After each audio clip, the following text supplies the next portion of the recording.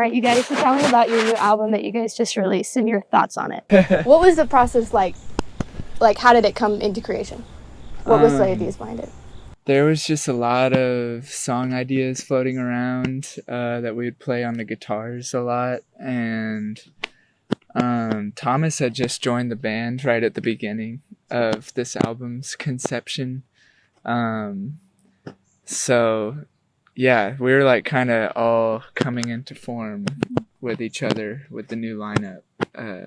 As these songs kind of developed, we would just like bring in some guitar ideas and everyone would add to it, work on the structure, make it more exciting and crazy and awesome.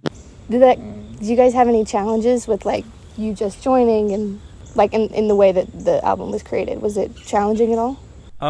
Yeah, I would say just coming into a new group, new sounds, new environment. I would definitely say there was some challenge in getting acclimated and sort of finding where I fit into all of it, both like from the musical standpoint and just like this is my first time moving out of my hometown into a completely foreign sort of scene, if you will. So just finding my place in all of those aspects was definitely challenging, but definitely rewarding as well once we sort of got it all fit into place.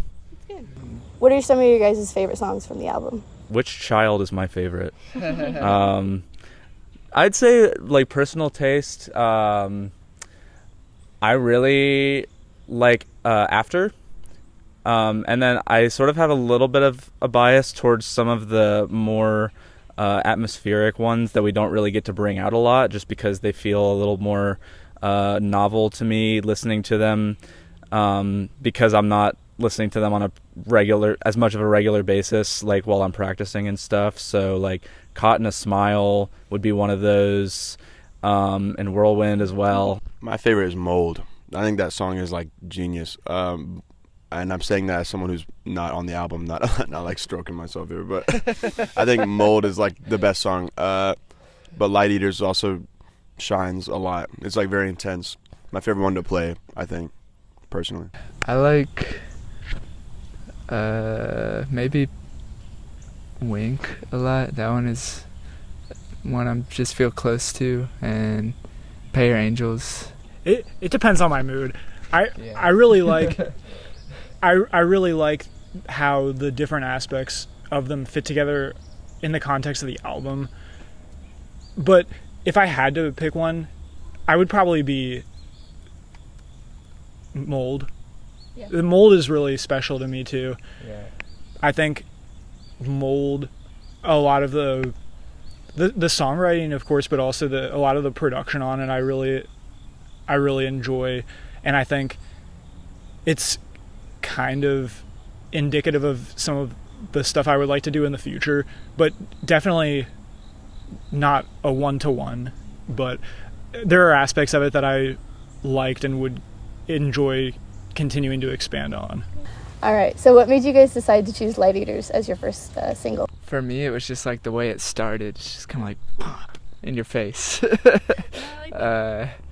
Yeah, I think for me that one just kind of like really grabs you, like the intro, the way it starts. It's just like exciting and interesting. And so we just thought it'd be kind of like, whoa, what is this type of single to like introduce the album, and just hopefully get some people intrigued on what's coming. I also thought it was the least like anything else we had released to that point in our discography, and it was an interesting way to introduce the world of the album that would be unexpected, but then make sense after, or make more sense maybe after the rest of the album is contextualizing it. Gotcha. Yeah. And when it comes to like writing all of your guys' songs, either from that album or just in general, what does that look like? Is it collaborative? You guys do bits and pieces? Yeah, it's kind of like evolved and changes with each song, but a lot of the time, like it'll start out with random guitar noodles and progressions and stuff, and then like we'll like mess around on acoustic guitars, and every now and then we'll have an idea that just springs out of nowhere, especially when we're like adding to the structure. Like that's normally what we do, but like yeah, everyone will just like hear the idea and like kind of start crafting like some parts around it, and then we'll come in together and like finish up structure if needed, and like see if there's anything that just kind of spurs in the moment. And then from that point, once more of the structure is finalized and recorded, and during the entire process, but especially when we have physical tracks to work with, there will be a lot of production ideas, whether it be vocal chain ideas, arrangement ideas, synth or guitar effect overdubs and whatnot. When it comes to the production process, like you're stating, what aspects do you guys really love about that? I think we definitely have a love for the world building thing of just like being able to set a scene with like some sounds, and Jack especially does like a phenomenal job of like creating crazy atmospheres and finding like new sounds and stuff, and we all kind of like experiment with that to some degree and incorporate it into our like approach, I feel like.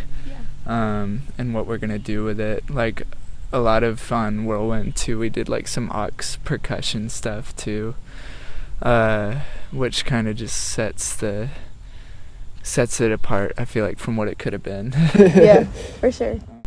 In that part of the process, in that aspect, I really enjoy listening to ideas and taking it into a bit of a meditative state and just trying things and seeing where my instincts and abstract ideas can intersect with the actual idea, and then going from the infinite possibilities of sound and just structures, and then converging on an idea that actually elicits an emotional connection.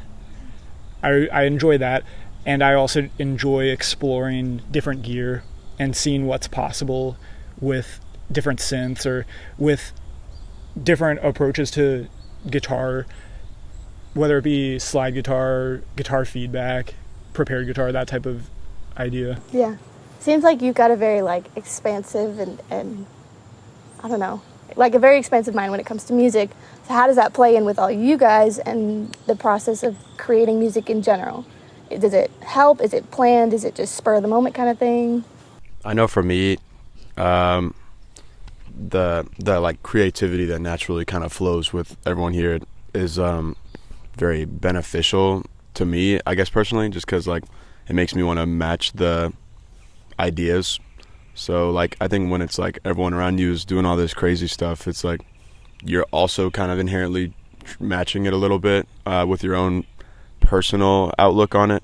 So it definitely creates a really unique, like, we're all putting forth what we see as like the creative resolution, I guess, to like if they come to me with this stuff, it's like, okay, now it's my like job to fill in the blanks. But obviously I don't want to be like boring about it, so I got to do something cool as well. So it definitely like allows for new things and interesting, like, what about this? And then it can also recontextualize what they already sent with something that I bring forward, and same with everyone else here. So it just allows for the music to be way cooler, which Strumbrush is pretty cool. So yeah, just kind of piggybacking off of what everyone else said, it's definitely a process of sort of taking a lot of what everyone else has done and sort of using my personal taste and sort of objective take on it and adding on in a way that feels constructive, but also sort of brings my own creative vision into the project. And it's a very rewarding experience when it all sort of molds together and becomes this new thing. Yeah, totally. I love that. And when it comes to what inspires you guys' music in general, what bands or artists do you guys pull on, like individually? Growing up, I honestly, it took me a while to sort of come into form with my influences and inspirations. I wouldn't really listen to a lot of like the music that I make now. Growing up, interestingly, I sort of just found myself in this situation through friends and just something. It's something we all like to do, even though I didn't really have like as much of that like sort of obsessive like passion for a lot of this like genre, but like coming into it, it's really opened my eyes to like a lot of the really cool sounds like surrounding this area. So like they've been able to introduce me to a lot of cool bands. Some that like come to mind would be like Palm is a local cool act that I really like. Sword 2 is an act out of Atlanta that I'm fond of, and then just like some of my own like personal exploration.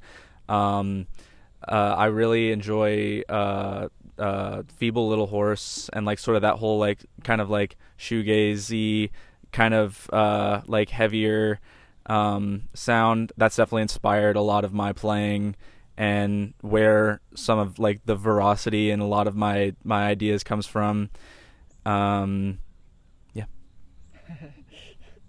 It's a pretty big like melting pot for me, but I'm in a few different projects, but for this one I definitely channel my love for like old post-punk and art rock, so I'm probably going to steal some of Jack's here, but the band Women, the band Television, super influential to how I kind of view this band, as well as also some more like freaky like folk or psychedelic stuff like the Animal Collectives or even like Nick Drake kind of things, how I see the music and how I interpret it on my end. Yeah, I definitely share some overlap All those. with both of them. But I also grew up just listening to like grunge stuff and kind of on the Nick Drake note, a lot of like Elliott Smith and singer-songwriter type stuff. But yeah, lots of the modern movements, even right here in Atlanta, is very inspiring to me. The East Coast like shoegazy stuff, and I'm sure Jack like will talk a little bit about like some of the like stuff in like the Windmill stuff. All those crazy bands really inspire me a lot. So yeah, like them, I'm kind of all over the place, but yeah. Oh, and I really like the band Wednesday. They kind of were inspiring me a lot at the beginning of this album. Definitely a lot of these artists that everyone's been mentioning. I would add to that, for me specifically, especially with this project, I take a lot of production and sound aesthetic inspiration from early Floyd, Syd Barrett. I take a lot of inspiration from Brian Wilson. I also really enjoy the recently broken up band Black Midi a lot. They're a newer band. Locally, there's too many to mention, honestly, but Yeah. two that come to mind are 15,000 Guns and Vangus. I really like. Yeah, I'm trying to think if there's anything else that people missed. I mean, Palm and Women are huge ones. There's also Deerhoof is a big influence. Mm-hmm. Those are just a few. Very nice. And to kind of backtrack, I know you two are kind of newer in the band, so tell me how you guys originally started the project and then how you guys came in. Me and Jack have known each other since we were like kids, basically in like middle school, high school, and like would go to like the music camp type thing and met each other there and have been playing together for a while in different ways, and kind of in high school had our own little like just like personal passion projects and stuff, and we would just play live with each other, and started getting into like playing shows and figuring out how all that worked and everything. But yeah, Strumbrush we have been doing for a long time. It was like technically what I was going under when I first started writing songs a long time ago, but just through playing shows we started like collaborating more and more over the years, and then COVID hit. So then like we were kind of doing stuff more on our own again, but then coming out of that, it was like really opened us up to like the whole Atlanta scene and everything going on around town, and we really started meeting like other people and other bands around, like Jack's other band Bice, and that kind of opened up a whole world of meeting people and playing shows and stuff. And we came out of that period of late 2019, 2020, early 2021 with a lot of new ideas we wanted to try out. Mm-hmm.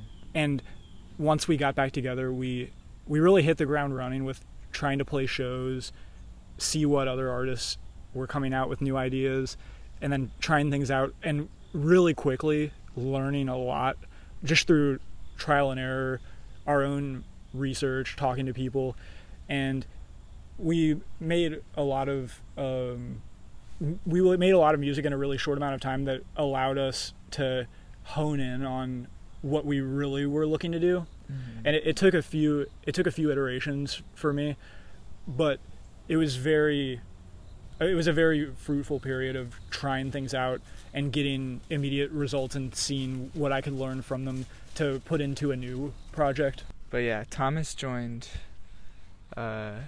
next, which was like a couple years ago. So it's been a little while with Thomas. Yeah. So I grew up in Athens, very musically rich town, and like that was sort of like the main hobby and activity, kind of like floating around. Like after school, like we would all kind of get together and just kind of like jam out. And my sister was doing percussion in like the concert band growing up, and I was kind of just like always trying to mirror whatever she would do, just little brother. And from there, one of my really good friends asked me to like start learning like drums, so I could play along with him. And from there, we started to play around town a lot together, met a few people, and then one of the people that we met ended up playing with him for a while as well. And he became a really good friend. And I had recently moved to Atlanta, and I was kind of just idle with like doing any type of music stuff at the time. And they were looking for a new drummer, and so Rowan texted me and asked if I was interested, and then I joined, and yeah, it's been a few years running since. Very nice. I joined like this year. They invited me in like January. I'm the bass player, but I played pretty much exclusively guitar up to that point. But they messaged me and were like, hey, do you want to be the bass player? And I had a bass, and I was just like, definitely. Like I was like honestly like a big Strumbrush fan before I joined. So I got the offer, and I was like, I don't care what it is. Like if it's like keys, I'll join, sure. So then we just started practicing, and then we got it all down. They released the record, and now we're just working on a bunch of new stuff. So that was my beginning in development, I suppose. And I know you guys, with the release of the album, you went on tour on the East Coast. Did all of you guys go on that? Yes. Okay, sweet. So tell me about that. How did that feel, going on the East Coast for the first time and just touring? It was pretty crazy.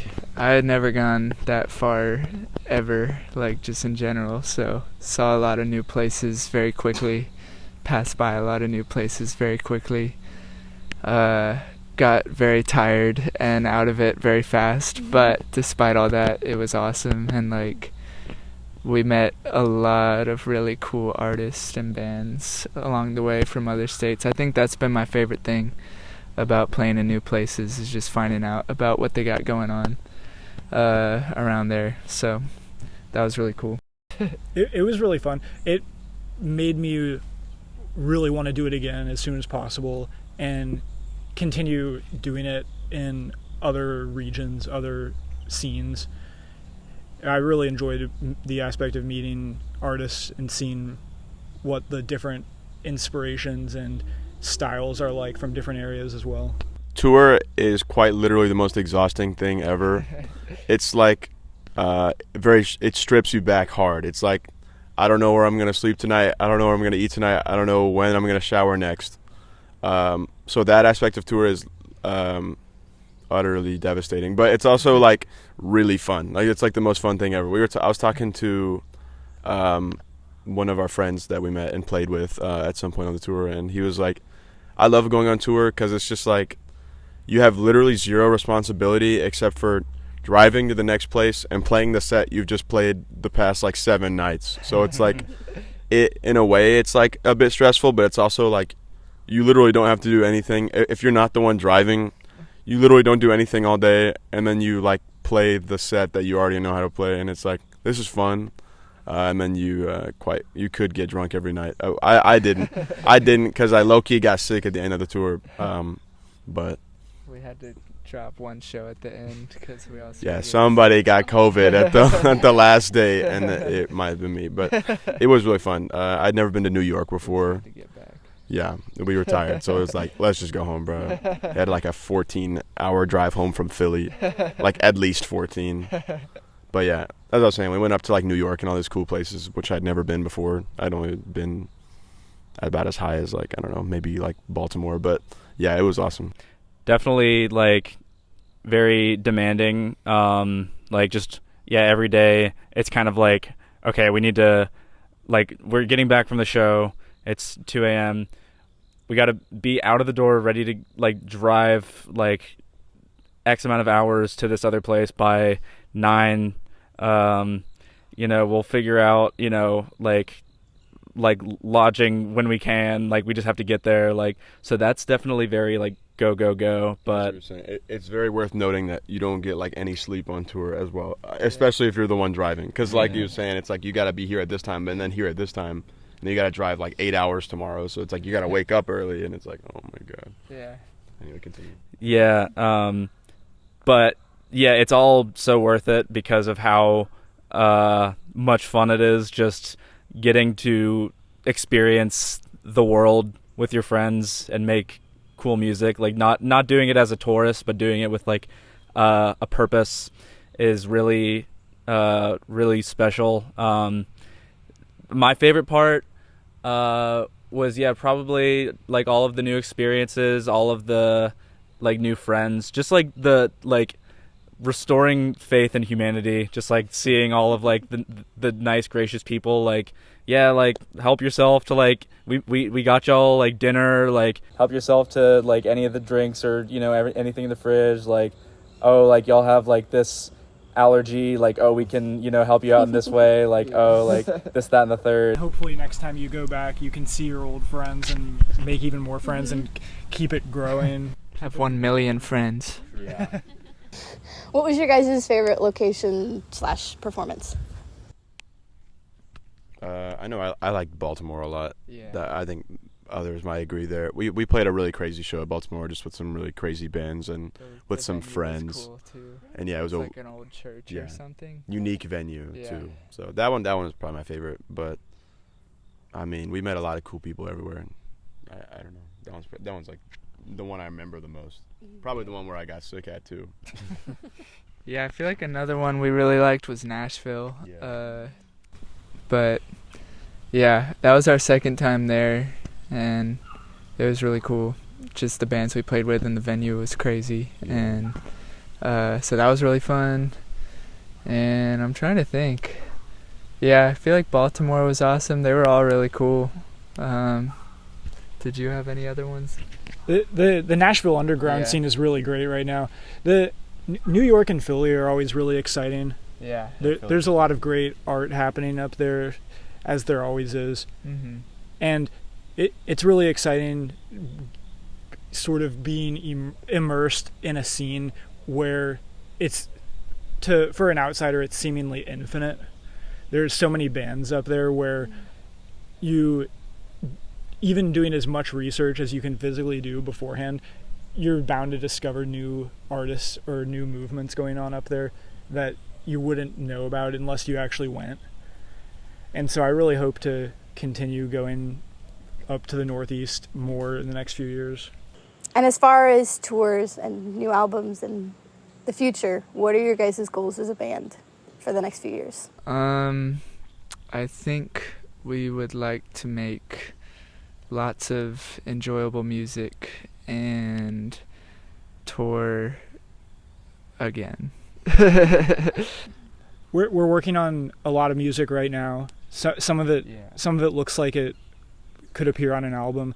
We don't have a concrete timeline for that at this point. We do have a lot of ideas floating around that we're excited about, though, both album type ideas and maybe some other ideas that are more oriented toward singles or other release formats. I hope to tour as much as we physically can. That's definitely a logistical endeavor that we're going to have to figure out with the whole group and with all of our schedules and all of our lives. And definitely just coming off it still feels in a lot of ways like we're just getting back from the road, even though it has been a couple months at this point. But I'm hoping that we can start planning some more out-of-state shows for next year in the near future and continue exploring our sound and figuring out different ideas and finishing up the current ideas we have. Do you think your guys' sound is going to, change a lot over the next few years? You think it'll stay the same? I think it already is. It'll probably change a lot. We're pretty open to, whatever.